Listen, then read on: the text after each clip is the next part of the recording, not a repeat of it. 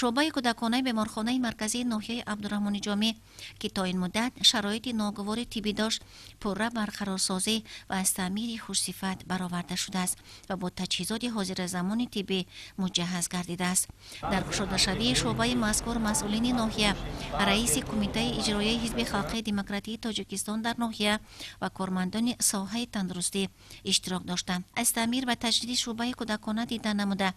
دستور دادند که بعد فراهم گردیدن شرایط مساعد طبی هر یک کارمند طب وظیفه اساسی خود داند خدمت با صفت رسانیدن به بیماران و مراجعت کنندگان را. چون که تا این مدت عادی ترین شرایط موجود نبود، اکثریت بیماران از ناعلاجی طبابت را در مؤسسه های شرایط خوب نداشته انجام می‌دادند.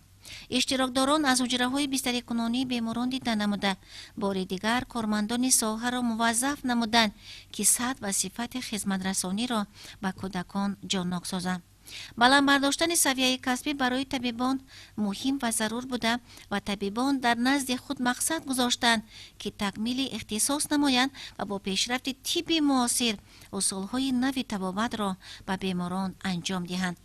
با ما طبیبان چنین شرایط‌های در سطح جهانی مطابق در ساحه ما لازم می‌شوند به ما دسترس کردن، مهیا کردن که این برای پیشروی کار ما،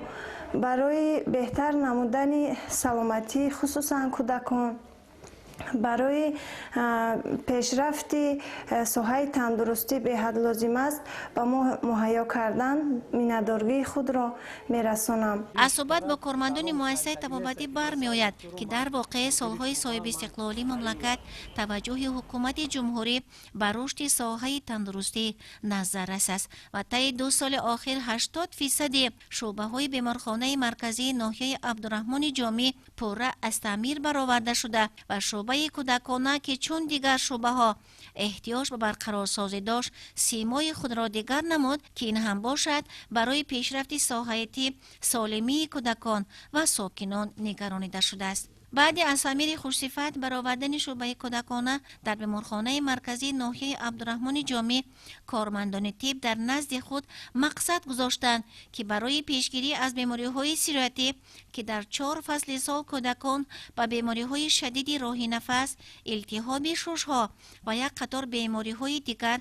گرفتار می‌شوند، کارهای عامه‌فهمانی و گشت خانگی را پرزور سازند. مصلحت می‌دهند که ساکنان از امکانیت‌های جای داشته ثمرناک استفاده نمایند و شرایط موجوده نیز تنها به خاطر حفظ صحتی کودکان روانه گردیده است.